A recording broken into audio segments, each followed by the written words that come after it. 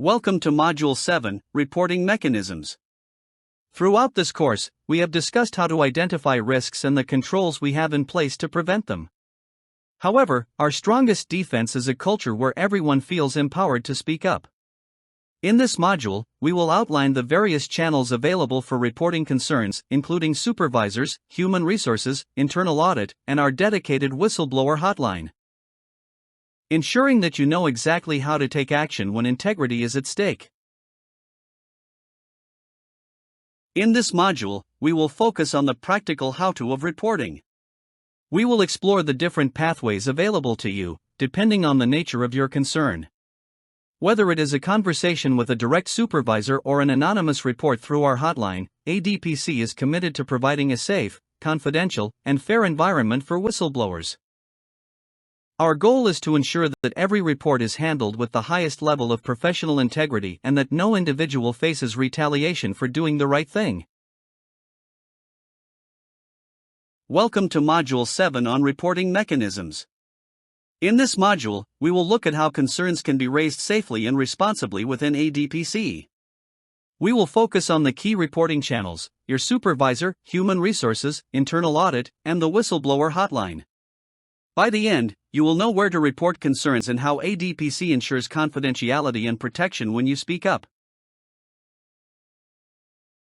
When should you report? You should report whenever something does not feel right in a financial, administrative, or procurement process.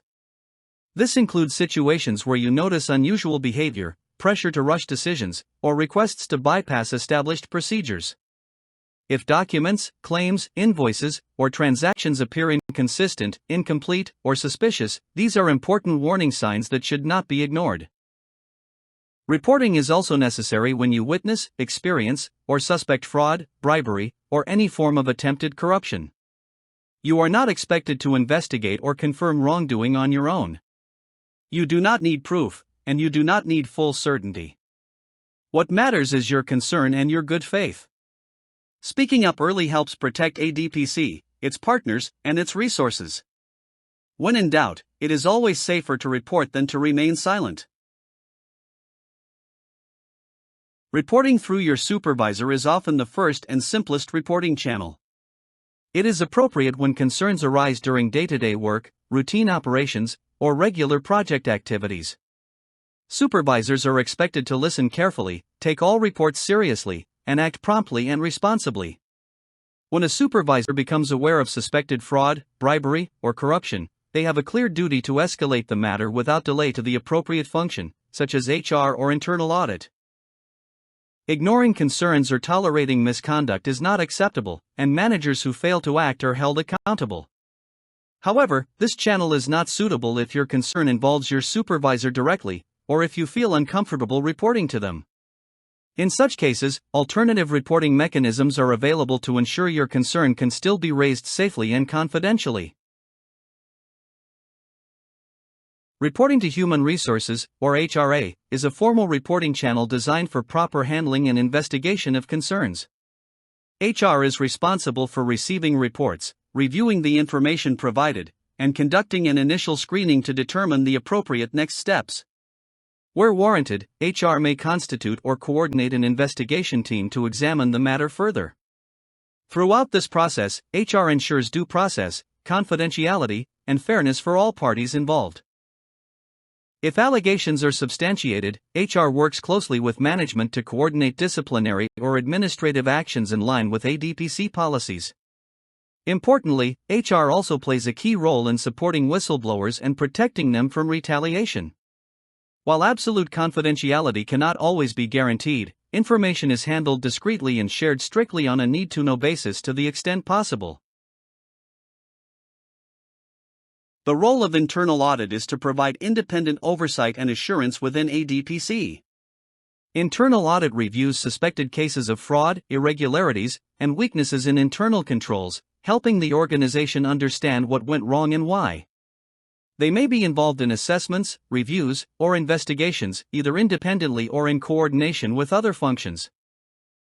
The findings of internal audit support management in making informed decisions and taking appropriate corrective actions to strengthen systems and prevent recurrence. This process helps ensure transparency, accountability, and trust across ADPC operations. In serious or systemic cases, key issues may also be reflected in internal annual reports for organizational learning and governance purposes. It is important to remember that internal audit's role is preventive rather than punitive. The focus is on improving controls, reducing risk, and protecting the organization, not on blaming individuals. The Whistleblower Hotline is designed to provide a safe and secure reporting option when other channels are not appropriate or do not feel safe. It allows concerns to be reported confidentially and, if preferred, anonymously. When a report is submitted, a unique report number and access code are provided, enabling follow-up and communication without revealing the reporter's identity. ADPC strictly prohibits any form of retaliation against whistleblowers, and this protection applies not only to staff, but also to non-staff personnel, vendors, consultants, and partners. Anonymous reporting does not mean that a concern will be ignored or treated less seriously. Every report is assessed carefully and handled in good faith.